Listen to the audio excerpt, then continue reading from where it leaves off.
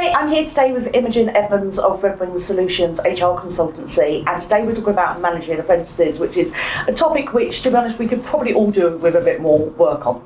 Absolutely.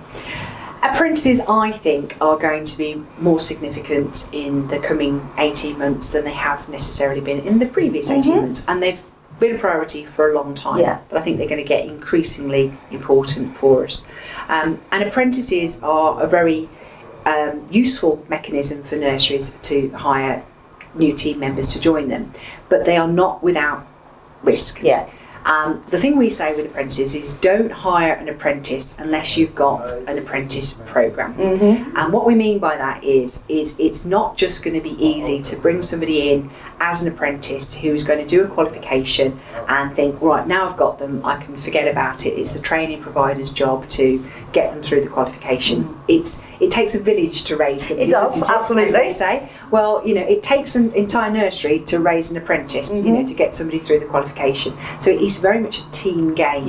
And we would say, you know, you want to, as a team, take a step back before you hire a first apprentice and think about several key factors. So from a HR perspective, you know, what sort of apprentice are you looking for? You know, is this an apprenticeship you've got previous experience in supporting somebody through, such as a childcare qualification? Or are you hiring a business administrator apprentice that you've never hired before?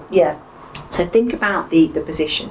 Think about what that person's going to need from you in order to be successful. And thinking about it before they start is going to lead to a more successful outcome. Think about the type of person you're looking for. So the personal attributes of the successful candidate is really important. You know, it takes a certain person to go through a qualification and to turn it into a success. And maybe it's somebody who's tried college and it didn't work out for them. Maybe it's somebody who needs to earn whilst they learn. And there are many people in society for whom that is a reality. Maybe it's somebody who hasn't thought they ever would work in childcare and now wants to give it a go. And maybe they're an older apprentice. A lot of apprentices are not 16 to 18. A lot of apprentices are older apprentices for whom, you know, whilst the funding isn't as great as it has been, they are still eligible to be funded to get their qualification. So you do need to think about the programme. Who's going to mentor them? Who's going to be their buddy? Who's going to make sure that on the first day that there is a smooth transition from the being not your employee to being your employee?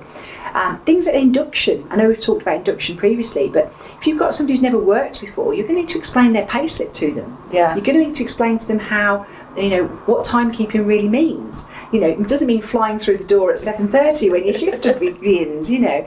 What those things, if you don't have those conversations, you can't be surprised if that person doesn't then understand what it means. Apprentices need a lot of effort. I know a lot about apprentices because when I started my career as a training officer, I was responsible for the organisation's apprenticeship scheme. So I would hire apprentices for electrical contracting between the ages of 16 and 18 from across the country. And they came in all different sizes, I can tell you, and all different stages of maturity. And it's a journey. And often when people say, oh, I'm fed up with my apprentice, they're not doing this and I'm not doing that, I remind them of what possibly happened to me when I was 19, when I was a management trainee. And people said, Imogen, you need to start this, or Imogen, you need to stop that. And I'll repeat to them that I wouldn't be here today if somebody hadn't put me back on the tracks. So one of the things about having an apprentice and managing apprentices is being prepared to set them back on the tracks.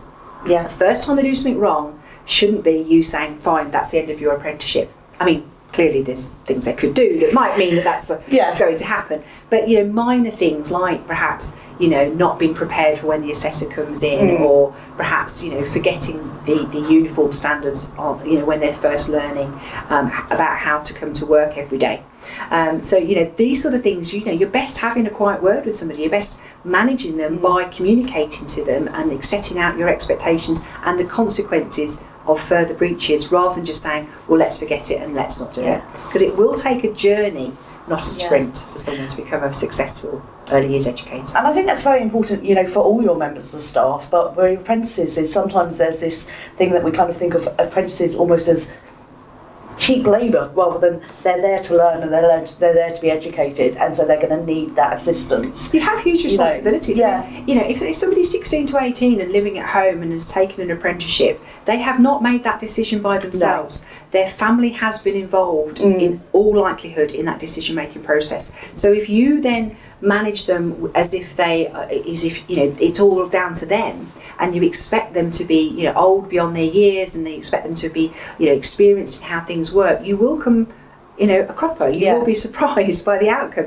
When you talk to them, they're likely to go home and repeat the conversation they've had with those that love them. So you best make sure the conversation you had was a good one, because Chinese whispers and all that, by the time it gets repeated, it may not be as repeated as said. So it's going to be so important you think about, how can we make sure that these people are successful, because you are responsible for that. It's not all down on the apprenticeship. And if you can get somebody and nurture them, and get them to understand your culture and your core values, just think what sort of an asset you're creating for the future of your organisation. And for the sector. I mean, bring them in and show them why you love what you're doing, and hopefully they will grow and love it too. Absolutely. Hope you found that useful. Please do click on the link below if you'd like to subscribe and get this into your inbox every week, and we'll see you again soon.